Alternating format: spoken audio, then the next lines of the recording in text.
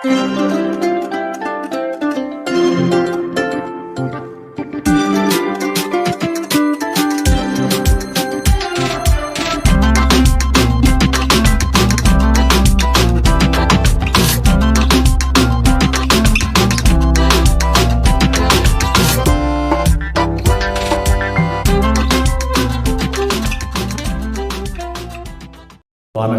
தந்தையாகிய கடவுளிடமிருந்தும் மைந்தரும் இரட்சகரும் ஆகிய கிறிஸ்து பெருமானிடமிருந்தும் நம்மை ஆட்கொண்டு ஒவ்வொரு நாளும் நம்முடைய ஆன்மீக ஓட்டத்தை சிறக்கச் செய்கின்ற தூய ஆவியானவரிடமிருந்தும் கிருபையும் சமாதானமும் நல்பேராசீர்வாதம் இந்த அற்புதமான ஓய்வு நாளிலே ஆண்டவருடைய திருவீட்டிலே வீட்டிருக்கிற நம் ஒவ்வொருவருக்கும் மிகுதியாய் உண்டாவதாக.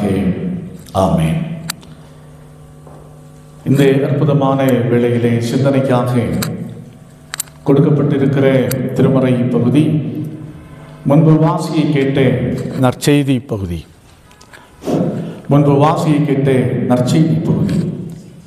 யோவான் எழுதிய நற்செய்தி நூல் 1வது அதிகாரம் 29வது வசனத்திலிருந்து 29வது வசனத்திலிருந்து 42 முடிய உள்ள வசனங்கள். அதில் 29வது வசனத்தையும் 41வது வசனத்தையும் 42வது வசனத்தையும் நான் வாசிக்கிறேன். மறுநாளிலே யோவான் இயேசுவை தன்னிடத்திலே வர கண்டு, இதோ உலகத்தின் பாவத்தை சுமந்து தீர்க்கிற தேவ ஆட்டுக்குட்டி. 40 முதல் யோவான் சொன்னதை கேட்டு அவருக்கு பின் சென்ற 2 பேரில் ஒருவன் சீமோன் பேதுருவின் சகோதரனாகிய அந்திரேயா என்பவன். அவன் முதலாவது தன் சகோதரனாகிய சீமோனை கண்டு, மேசியாவை கண்டோம் என்று சொன்னான். மேசியா என்பதற்கு கிறிஸ்து என்று அர்த்தமாம். பின்பு அவனை இயேசுவிடத்தில் கூட்டிக் கொண்டு வந்தான். இயேசு அவனை பார்த்து, நீ யோனாவின் மகனாகிய சீமோன், நீ கேபா எனப்படுவாய் என்றார். கேபா என்பதற்கு பேதுரு என்று அர்த்தமாம். கண்களை மூடுவோம். ஆண்டவரை நோக்கி பார்த்து நாம் ஜெபிப்போம். தேற்றிடுதேவும் வாக்குகள் எல்லை ஆற்றிடுதேவும் தன் சமூகமே. தேற்றிடுதேவும் வாக்குகள் என்னை ஆற்றிடுதேவும் தன் சமூகமே. பலத்தின் மேல் பலனடைந்து நான் சேருவேன். பேரின்ப சீயோனில் வாழ்ந்திடுவேன். பலத்தின் மேல் பலனடைந்து நான் சேருவேன். பேரின்ப சீயோனில் வாழ்ந்திடுவேன். ஆனந்தமாய் இன்ப காணான் ஏகிடுவேன்.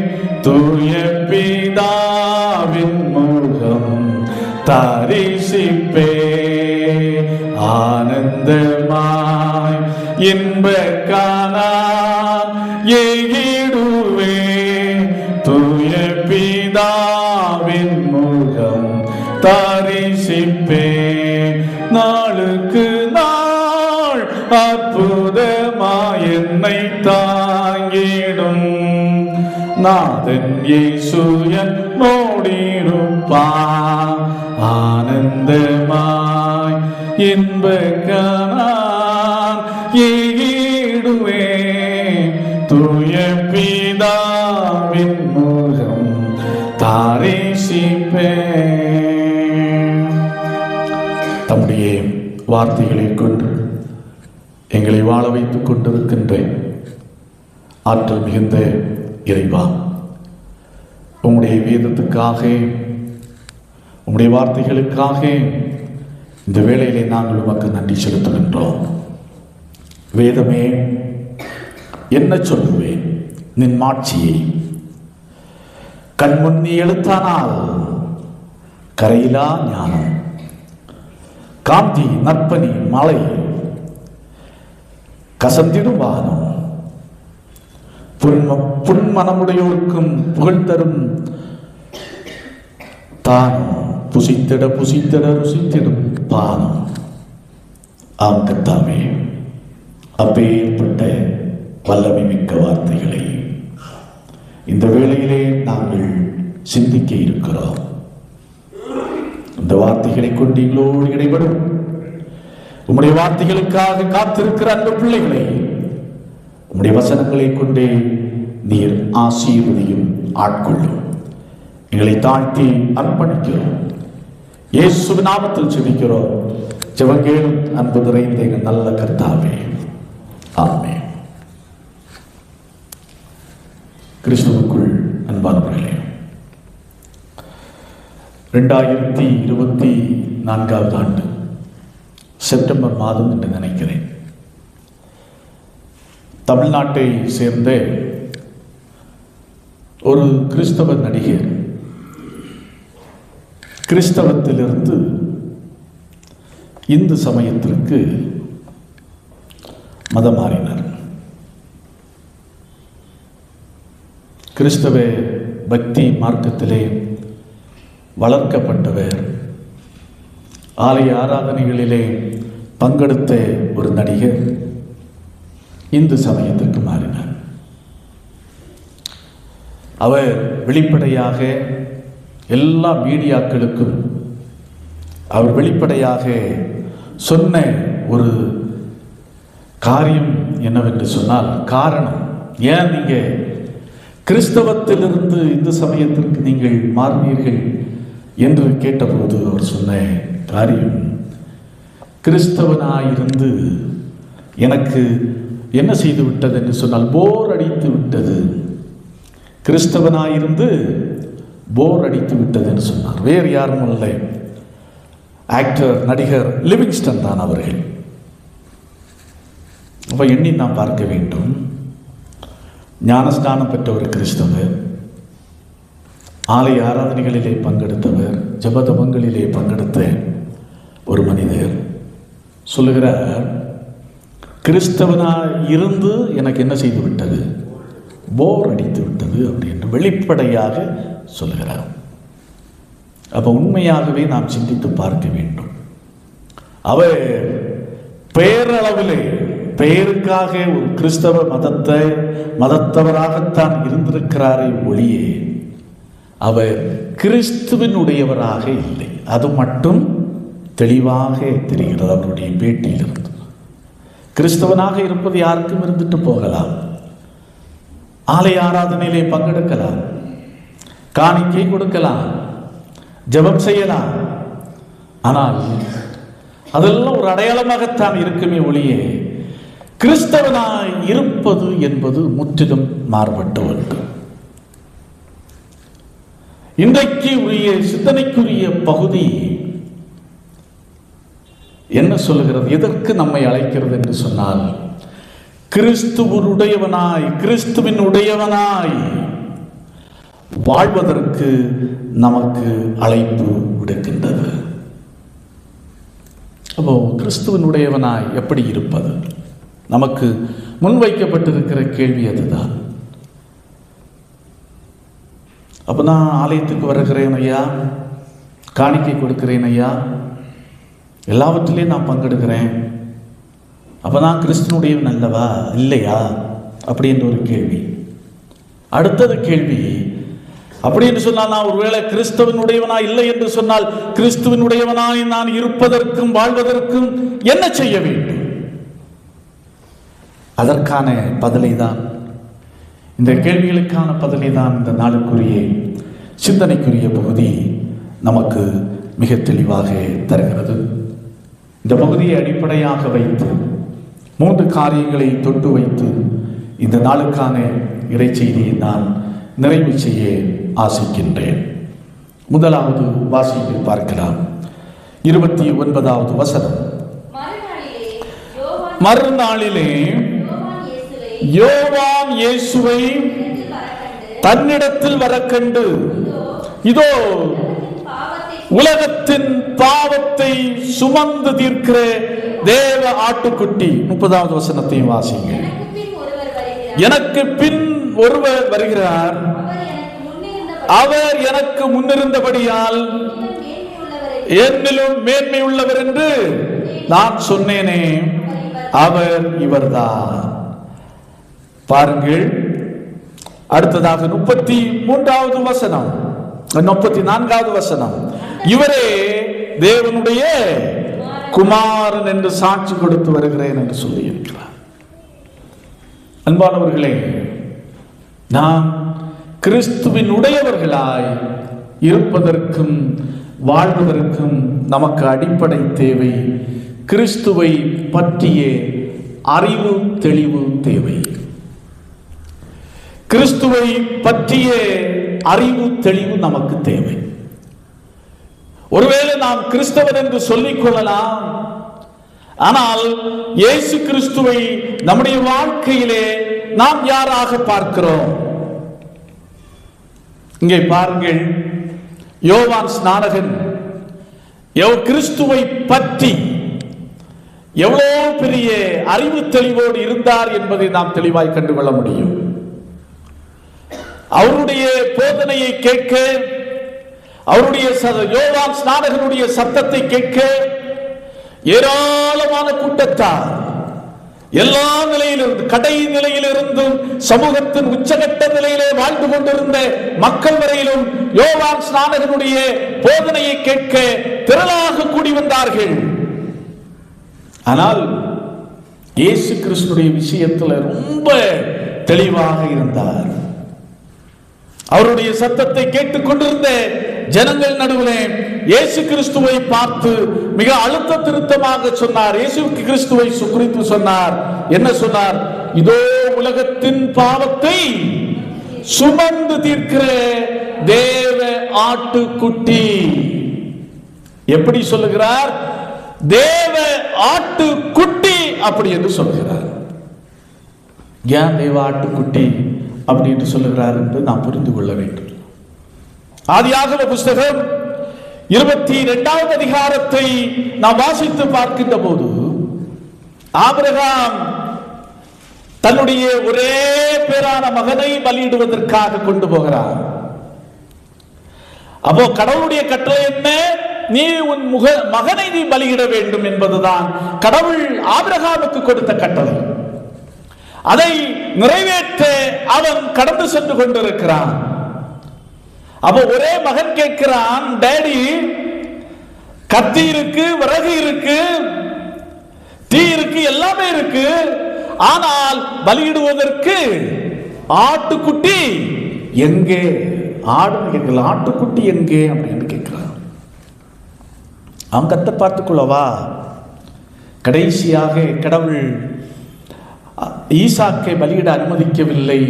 என்ன சொன்னார்? ஆட்டுக்குட்டியை முள்ளில் சிக்கி கிடக்கிற ஆடை எடுத்து பலியிடும் அப்படின்னு சொன்னார். அப்போ ஈசாக்குக்கு பதிலாக பலியிடப்பட்டது எது? ஆட்டுக்குட்டி. அதே போல எகிப்தின் அடிமைத்தனத்திலிருந்து இஸ்ரவேல் மக்களை விடுவிப்பதற்காக எவ்வளவு அற்புதங்கள் நடத்தியும் பார்வோனுடைய இருதயம் கடினப்பட்டது. கடைசியாக இஸ்ரவேல் ஜனங்களை விடுவிப்பதற்காக கடவுள் கையாண்டவர் என்ன சொன்னார் என்று சொன்னால், பஸ்காவை ஆசரிக்க சொன்னார். பஸ்காவில் என்ன? ஆட்டுக்குட்டியே அடிக்க வேண்டும். இரத்தத்தை எங்க தடவ வேண்டும்? வாசலிலே தடவ வேண்டும். தலைப்பிள்ளை சங்காரம், தலையீற்றுகளை அழிப்பதற்கு முன்பாக தம்முடைய மக்களை பாதுகாக்கும்படியாக இயேசு கிறிஸ்து கடவுள் சொன்ன ஒரு மிக முக்கியமான காரியம், ஆட்டுக்குட்டியை அடித்து ஆட்டினுடைய இரத்தத்தை எங்கே பூசுவாயாக? வாசல் நிலை கால்களில் பூசுவாயாக. அன்றைக்கு இஸ்ரவேல் மக்களுடைய தலைப்பிள்ளைகளை காத்தது எதுவென்று சொன்னால் ஆட்டுக்குட்டியினுடைய இரத்தம். ஆகையினால் இதை அடுத்து சொல்லுகிறார். இதே இயேசு கிறிஸ்துவை குறித்து தீர்க்கன் ஏசாயா சொல்லுகிறார். 53வது அதிகாரம், ஏசாயா 53வது அதிகாரம் 7வது வசனம் சொல்லுகிறது, அடிக்கப்படும்படி கொண்டு போகப்படும் ஒரு ஆட்டுக்குட்டியை போலவும். அப்போ இயேசு கிறிஸ்துவை பற்றிய மகா பெரிய தெளிவு பெற்றவராக இருந்தார் யோவான் ஸ்நானகன். ஆகையினாலே தான் தெளிவாய் சொல்கிறார், உலகத்தின் பாவத்தை சுமந்து தீர்க்கிற தேவ ஆட்டுக்குட்டி. இந்த ஆட்டுக்குட்டியினுடைய இதோ நடந்து சென்று கொண்டிருக்கிறதே, இந்த ஆட்டுக்குட்டியினுடைய இரத்தம் தான் மனுக்குலத்தை கழுவி சுத்திகரிக்க போகிறது என்பதை யோவான் ஸ்நானகன் மிக தெளிவாக புரிந்திருந்தான். அடுத்து சொல்கிறார் பாருங்கள், 30வது வசனத்தை வாசித்து பார்க்கின்ற போது சொல்லுகிறார், என்னிலும் மேன்மை உள்ளவர் சொல்லுகிறார், அவர் எனக்கு முன்னிருந்தபடியால். இந்த உலகத்தில் மனிதனாய் பிறக்கும் போது இயேசு கிறிஸ்துவை யோவான் ஸ்நானகனை கம்பேர் பண்ணி பார்க்கும்போது மூத்தது யாரு? மூத்தது யாரு? யோவான் ஸ்நானகன் தான்.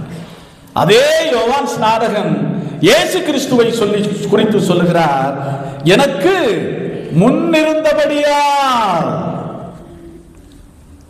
நான் பிறப்பதற்கு முன்பாகவே அவர் இருந்தபடியால் என்னிலும் மேன்மையுள்ளவர் அப்படி என்று சொல்லுகிறார். அடுத்து 34வது வசனத்திலே இன்னும் 3 அழுத்தமான ஒரு காரியத்தை சொல்லுகிறார், தேவகுமாரன் என்று சாட்சி படுகிறார். ஏன்னா கடவுள் எனக்கு திருவுளம் பற்றி இருந்தார். யார் ஆவியானவர் புறாவடிவில் யார் மேல் உட்காருகிறாரோ அவரே தேவனுடைய குமாரன். ஆவியானவர் யார் மேல் அமர்கிறாரோ அவர்தான் தேவனுடைய குமாரன். அதை நான் பார்த்துட்டேன். ஆகையினால் இயேசு கிறிஸ்துவே தேவனுடைய குமாரன் என்று சாட்சி பகர்கின்றேன் அப்படி என்று யோவான் ஸ்நானகன் சொல்கிறார். இயேசுவை பற்றி உள்ள அறிவு தெளிவு யோவான் ஸ்நானகனுக்கு இருந்தது. அப்ப இந்த தெளிவு நமக்கு தேவை. இன்றைக்கு இயேசு கிறிஸ்து நாம் எப்படி நம்முடைய வாழ்க்கையிலே அணுகுகின்றோம்? சாதாரண மனிதன், கடவுள் இல்லை என்று சொல்லுகின்ற மனிதன் இயேசு கிறிஸ்துவை எப்படி பார்க்கிறான் என்று சொன்னால், ஒரு நல்ல ஒரு மனிதனாக, ஒரு அன்பு நிறைந்த ஒரு மனிதனாக கடவுள் இல்லை என்று சொல்லிக் கொண்டிருக்கிறவர் பார்க்கிறார். ஒரு கம்யூனிஸ்டுக்காரர்கள் இயேசுவை எப்படி பார்க்கிறார்கள் என்று சொன்னால், ஒரு சமூக சீர்திருத்தவாதியாக பார்க்கிறார்கள். சமூக சீர்திருத்தவாதியாக பார்க்கிறார்கள். சமூக தொண்டு செய்கிறவர்கள் நற்பணி செய்கின்ற ஒரு மாமனிதரன் அப்படி என்று சொல்லி பார்க்கிறார்கள். ஆனால் இயேசு கிறிஸ்துவை நாம் யாராக பார்க்கிறோம்? என்னுடைய பாவத்தை கல்வாரி சிலுவையில் சுமந்து தீர்த்த, எனக்காக இரத்தத்தை சிந்தன தேவ ஆட்டுக்குட்டியாக பார்க்கிறோமா? அவரை நம்முடைய வாழ்க்கையிலே தேவ குமாரனாக பார்க்கிறோமா? இந்த விசுவாச பார்வை இருந்தால் மட்டுமே நாம் கிறிஸ்துவின் உடையவர்களாக திகழ முடியும். கிறிஸ்துவின் உடையவர்களாக நம்முடைய வாழ்க்கையில் நாம் வாழ முடியும். கிறிஸ்துவுக்காக நாம் சாட்சி பகர முடியும். இதை நம்முடைய வாழ்க்கையிலே புரிந்து கொள்ள வேண்டும்.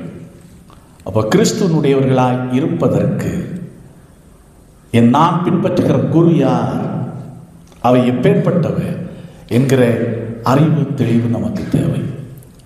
இந்த தெளிவு இல்லை என்று சொன்னால் நமக்கும் ஆக்டர் லிவிங்ஸ்டனுக்கும் எந்த விதமான வித்தியாசமும் இல்லை என்பதை நாம் புரிந்து கொள்ள வேண்டும்.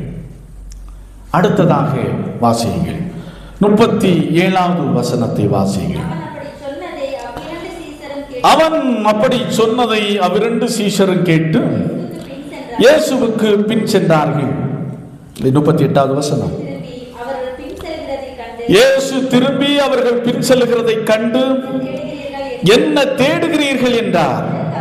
அதற்கு அவர்கள், ரபி, நீர் எங்கே தங்கியிருக்கிறீர் என்று கேட்டார்கள். ரபி என்பதற்கு போதகரே என்று அர்த்தமா? 39வது வசனம். அவர் வந்து பாருங்கள் என்றார். அவர்கள் வந்து அவர்கள் தங்கி இருந்த இடத்தை கண்டு அன்றைய தினம் அவரிடத்தில் தங்கினார்கள். அப்பொழுது ஏறக்குறைய 10 மணி வேளையாயிருக்கும். அப்ப இரண்டாவது, நாம் கிறிஸ்துவனுடையவர்களாய் இருக்க வேண்டும் என்று சொன்னால்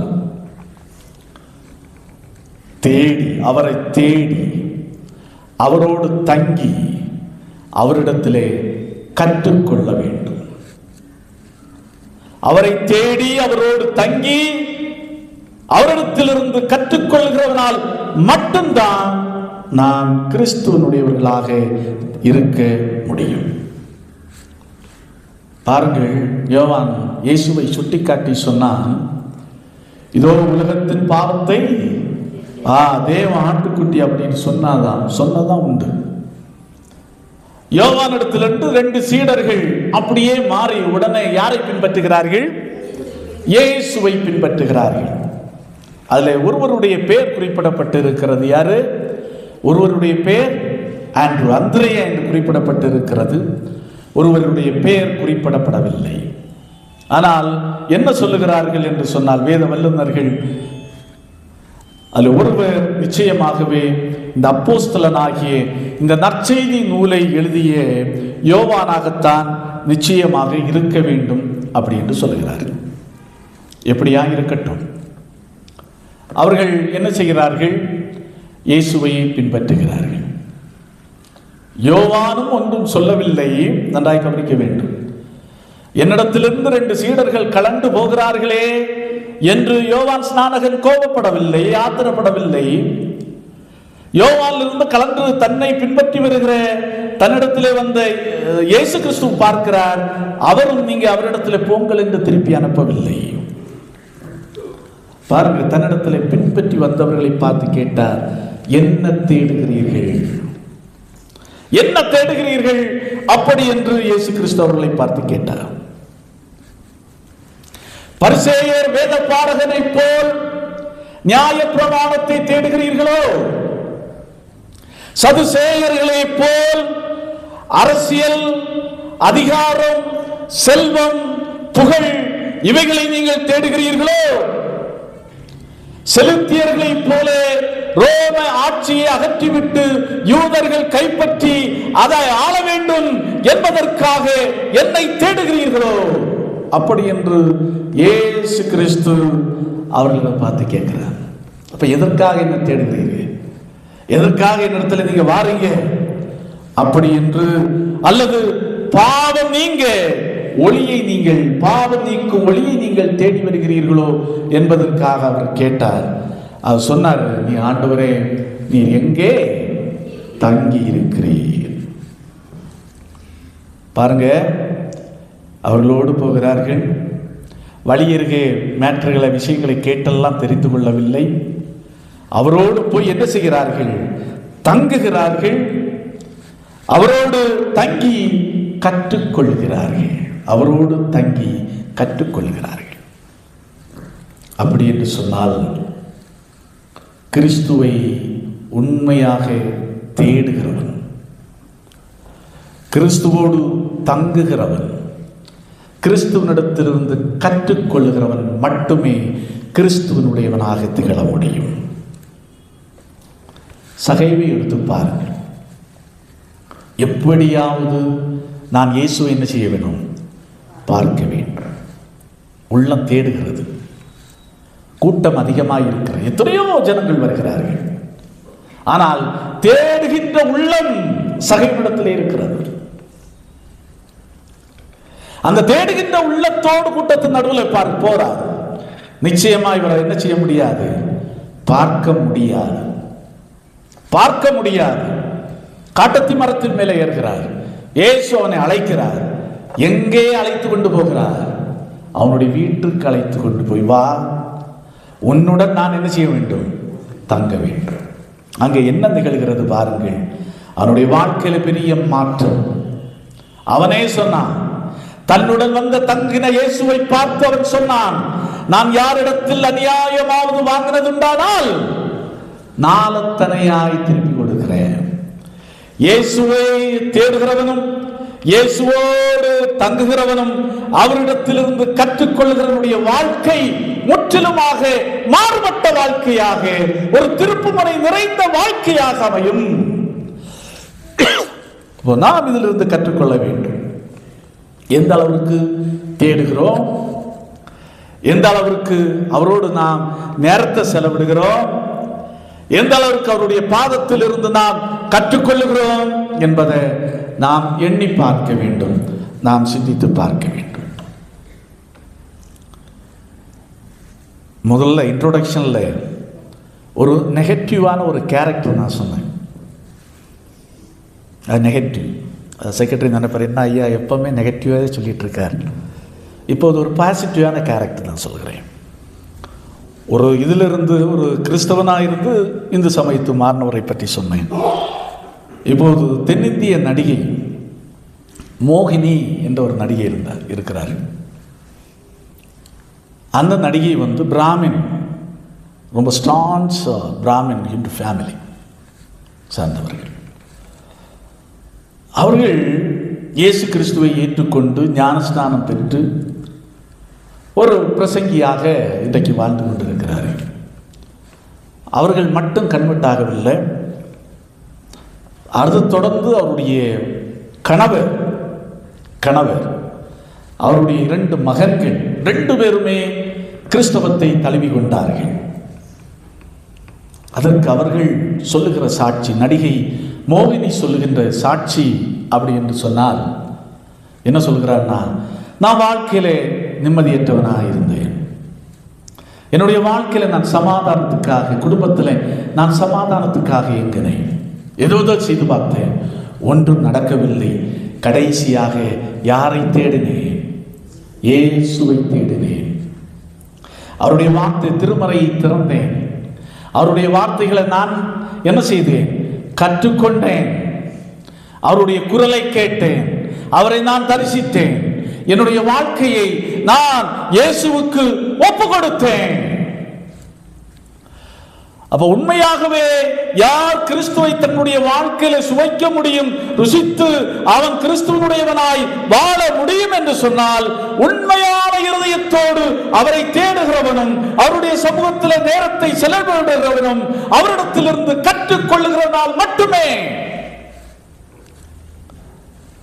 மற்றபடி கிறிஸ்தவனாக இருக்கலாம், ஆலயத்துக்கு வரலாம், போகலாம், தேவைகளுக்காக பாஸ்டரை வைத்து நாம் ஜெபம் பண்ண முடியும், காரியங்களை நடப்பிக்க முடியும். கடைசி வரல மரணம் வரையிலும் நான் ஒரு கிறிஸ்தவன் என்ற அடையாளத்தோடு நான் வாழ முடியும். அந்த அடையாளமே நமக்கு இருக்குமே தவிர உண்மையான கிறிஸ்துவனுடையவர்களாய் நாம் திகழ முடியாது. நாம் உண்மையான கிறிஸ்துவனுடையவர்களாய் திகழ வேண்டும் என்று சொன்னால் அவரை தேடுகின்றவர்களாய், அவர் சமூகத்திலே அமர்ந்திருந்து அவரை குறித்து கற்றுக்கொள்ளுகின்றவர்களாய் நாம் திகழ வேண்டும். அதான் லூக்கா எழுதிய நற்செய்தி 10வது அதிகாரத்திலே இயேசு கிறிஸ்து மார்த்தாள் மரியாளுடைய வீட்டுக்கு போகிறார். மரியாளை குறித்து வேதம் சொல்கிறது. 10வது அதிகாரம் 39வது வசனம் சொல்கிறது, மரியாள் இயேசுவின் பாதத்தருகே உட்கார்ந்து அவருடைய வசனத்தை கேட்டுக் கொண்டிருந்தாள். நல்லா கவனிங்க. மார்த்தாள் சமையல் காரியத்தில் ஈடுபடுகிறாள். ஐயோ, இயேசு கிறிஸ்து வீட்டுக்கு வந்திருக்கிறார். அவரை சும்மா அனுப்பக்கூடாது, வெறுமையா அனுப்பக்கூடாது. ஏதாவது அவரை நிறைவாய் திருப்தியோடு அனுப்ப வேண்டும். அது உண்மைதான். சாப்பாடு மிக முக்கியமானது. கல்யாண வீட்டிலையும் சரிதான், எந்த ஃபங்க்ஷன்லையும் சரிதான், எல்லாம் சிறப்பாக செய்துவிட்டு சாப்பாடில் மட்டும் ஒரு குறை இருந்துச்சுன்னா என்ன செய்யும்? அங்கிருந்து தொடங்குறவன் எங்கள் வீடு வரை பேசுவான். அங்கிருந்து வீட்டிலிருந்து தொடங்குறவன், ஃபங்க்ஷன் வீட்டிலிருந்து தொடங்குறவன் தன்னுடைய வீடு வரை பேசிட்டே போவான். எல்லாம் நல்லா இருந்துச்சுயா, ஆனால் சாப்பாடு மட்டும் சரியில்லை. அந்த விஷயத்தில் பார்க்கும்போது மார்த்தாள் செய்தது சரி. இயேசு கிறிஸ்து எதுவும் செய்திடக்கூடாது, அவருக்கு குறை வந்துடக்கூடாது, கரெக்டு தான். ஆனால் இயேசு கிறிஸ்து எதை காட்டுகிறார்? எப்பா, நீ மனுஷன் பார்க்கிற பார்வையை பார்க்காது, எனக்கு இந்த சாப்பாட்டை விட எதுதான் முக்கியம்? வேதத்தை குறித்து கற்றுக்கொள்கிறார் பாரு. நீ காரியங்களை குறித்து கவலைப்படுகிறாய், ஆனால் என்னுடைய பாதத்தருகே இருந்து கற்றுக்கொள்கிறாளே மரியாள், தன்னை விட்டு எடுபடாத நல்ல பங்கை தெரிந்து கொண்டாள் என்று மரியாதை பாராட்டுகிறதை நாம் பார்க்கிறோம். நாம் கிறிஸ்து இயேசுவுக்குள் அன்பானவர்களே, இதுவரையிலும் நாம் கிறிஸ்தவன் என்ற ஒரு அல்லது கிறிஸ்தவள் என்ற அடையாளத்தோடு நாம் வாழ்ந்து கொண்டிருக்கலாம். ஆனால் எந்த அளவிற்கு நான் கிறிஸ்துவின் உடையவன், கிறிஸ்துவின் உடையவள் என்ற அடையாளத்தோடு நாம் வாழ்ந்து கொண்டிருக்கிறோம். அப்படி என்று சொன்னால், இந்த அடையாளத்தோடு நாம் வாழ வேண்டும் என்று சொன்னால், உண்மையான இதயத்தோடு கடவுளை தேடுகிறவர்களாய் அவர் பாதத்திலிருந்து கற்றுக்கொள்கிறவர்களாய், அவரோடு தங்குகிறவர்களாய் நாம் திகழ வேண்டும். மூன்றாவது ஒரு காரியம் இந்த திருமறை பகுதி மிக அருமையாக சொல்கிறது. 42வது வசனத்தை பாருங்கள். பின்பு அவனை இயேசுவினிடத்தில் கூட்டிக் கொண்டு வந்தான். அப்போ கிறிஸ்துனுடையவன் யார்? முதலாவது என்ன சொன்னேன்? யார் உண்மையான கிறிஸ்துவனுடையவன்? எனக்கே தலை கடிக்குது பேசி என்ன சொல்லுங்க. யார் கிறிஸ்துவனுடையவன்? கிறிஸ்துவை பற்றிய அறிவு தெளிவுடையவன். இரண்டாவது என்ன சொன்னேன்? அவரை தேடி தங்கி அவரிடத்திலிருந்து கற்றுக்கொள்ளுகிறவன் கிறிஸ்துவனுடையவன். மூன்றாவது சொல்லுகிறேன், அதான் 42வது வசனம், பிறரை இயேசுவுடன் அழைத்து வருபவன். பிறரை இயேசுவிடம் அழைத்து வருபவன். இங்க பாருங்க, அந்திரேயாவும் யோவானும் இயேசுவிடத்தில் தங்குகிறார்கள், இறை செய்திகளை கேட்கிறார்கள். உறுதியாயிற்று, யார்தான் மேசியா? இயேசுதான் மேசியா என்பதை கண்டுகொண்டார்கள். கண்டுகொண்ட அந்திரேயாவாலே சும்மா இருக்க முடியவில்லை. முதலாவது எங்க வாரா? தன்னுடைய சகோதரன் சீமோனிடத்திலே வருகிறான். சீமோனை அழைக்கிறான், பாப்பா மேசியாவை கண்டோ. அதான் 41வது வசனம் சொல்கிறது. அவன் முதலாவது தன் சகோதரனாகிய சீமோனை கண்டு மேசியாவை கண்டோம் என்று சொன்னான். அதுதான் 42வது வசனம் சொல்லுகிறது. பின்பு அவனை இயேசுவினிடத்தில் அழைத்து வந்தான். நன்றாய் புரிந்து கொள்ள வேண்டும். கிறிஸ்துவை பற்றிய அறிவு தெளிவு உடையவன், கிறிஸ்துவை தேடி வாழ்க்கையில் ருசித்தவனால் ஒருபோதும் என்ன செய்ய முடியாது? சும்மா இருக்க முடியாது. ஏதாவது ஒன்றை ஆண்டவருக்காக செய்து கொண்டே இருப்பான். அது இந்த அந்திரேயாவுடைய வாழ்க்கை ஒரு சிறந்த எடுத்துக்காட்டு. ஒரு நாள் தான் தங்கியிருப்பான், இயேசுவோடு தங்கினான். மறுநாள் வந்து சகோதரன் அழைக்கிறான், வாப்பா மேசியாவை கண்டோ. அழைத்ததோடு மட்டுமல்ல, இயேசுவிடத்தில் அப்படியே கூட்டிக் கொண்டு வருகிறான். அந்திரேயா இந்த ஒரு இடத்துல இல்லை, திருமறையில் இன்னும் 2 இடங்களிலே பார்க்க முடியும். யோவான் 6வது அதிகாரம் 8வது வசனத்தை பார்க்கின்ற போது, அந்த பகுதியை பார்க்கின்ற போது,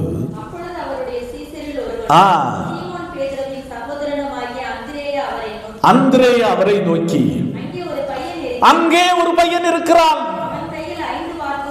5 வாற்கோதுமை அப்பங்களும் 2 மீன்கள் இருக்கிறது. பாருங்க, கடைசியாக இங்கே உணவு தட்டுப்பாடு, உணவு இல்லை. அப்போ என்ன செய்வது? அந்த சூழ்நிலையிலும் இயேசுவிடத்திலே 5 அப்பங்களை 2 மீன்களையும் வைத்திருந்த சிறுவனை அழைத்து வந்தது யார்? இந்த அந்திரேயா. அடுத்து யோவான் 12வது அதிகாரத்தை நான் வாசித்து பார்க்கின்ற போது, கடைசியாக பார்க்கின்ற போது, ஒரு முறை அந்த பண்டிகை காலத்திலே கலிலேயர் பிலிப்பினிடத்திலே கேட்கிறார்கள், எப்படியாவது எங்களுக்கு இயேசுவை காண வேண்டும், இயேசுவினிடத்திலே அழைத்து செல்.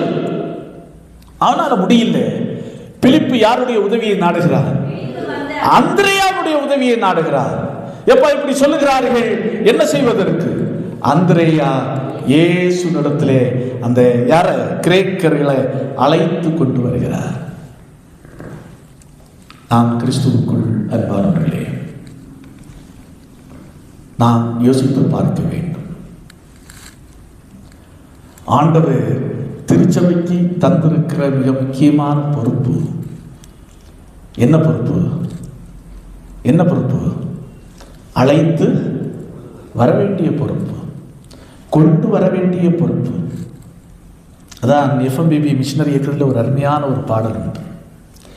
கொண்டு வாருங்கள், கொண்டு வாருங்கள், மக்களை என் பக்கமாக கொண்டு வாருங்கள், ஆற்றி தேற்றுங்கள், ஆசீர்வதியுங்கள், வாழ பிறந்த மனிதர்களை கொண்டு வாருங்கள். கொண்டு வாருங்கள். அப்போ யாரால் முடியும்? இது யாரால் முடியும்? கிறிஸ்துவனுடையவனாய் இருந்தால் மட்டுமே முடியும். இதை நம்முடைய வாழ்க்கையில் புரிந்து கொள்ள வேண்டும். இன்றைக்கு வாசித்து கேட்ட தீர்க்கன் ஏசாயா நூலிலே 49வது அதிகாரத்திலே 5வது வசனத்திலே பார்க்கின்ற போது தீர்க்கனை கொண்டு கடவுள் சொல்லுகிறார், யாக்கோபை தம்மிடத்தில் திருப்பும்படி. யாக்கோபின் பின்வர் வசனம் நான் சாட்டா வாசிக்கிறேன். யாக்கோபின் கோத்திரங்களை எழுப்ப தாயின் கற்பத்தில் இருந்தது முதல் கர்த்தர் தமக்கு தாசனாக என்னை உருவாக்கினார். கடவுள் தம்முடைய தாசனாகிய கிறிஸ்துவை உருவாக்குனது நோக்கம் மக்களை திருப்பும்படி, மக்களுடைய கோத்திரங்களை கடவுளுக்கு நேராக எழுப்பும்படி, கொண்டு வரும்படிக்கு தான் கிறிஸ்துவாகிய தாசனை இந்த உலகத்திற்கு உருவாக்கி அனுப்பினார். அதான் சங்கீதக்காரன் இன்றைக்கு வாசித்து கேட்ட சங்கீத பகுதியிலே மிக தெளிவாய் பார்க்கிறோம்.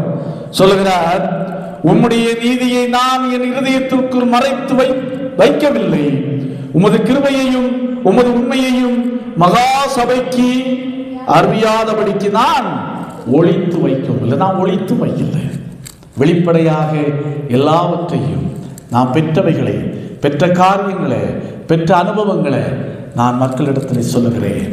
எதையும் நான் ஒளித்து வைக்கவில்லை. அப்படி என்று சங்கீதக்காரன் சொல்லுகிறார். நாம் கிறிஸ்துவுக்குள் அன்பானவர்களே, நாம் கிறிஸ்தவர்களா, கிறிஸ்துவின் உடையவர்களா என்பதை நாம் சிந்தித்து பார்க்க வேண்டும். கிறிஸ்தவனாய் இருப்பவன், கிறிஸ்தவன் என்ற அடையாளத்தோடு இருப்பவன் ஜெபதபங்களோடு ஆராதனைகளோடு தன்னை நிறுத்திக் கொள்ளுவான். கிறிஸ்துவின் உடையவன் கிறிஸ்துவை பற்றிய தெளிவுடையவனாய் இருப்பான்.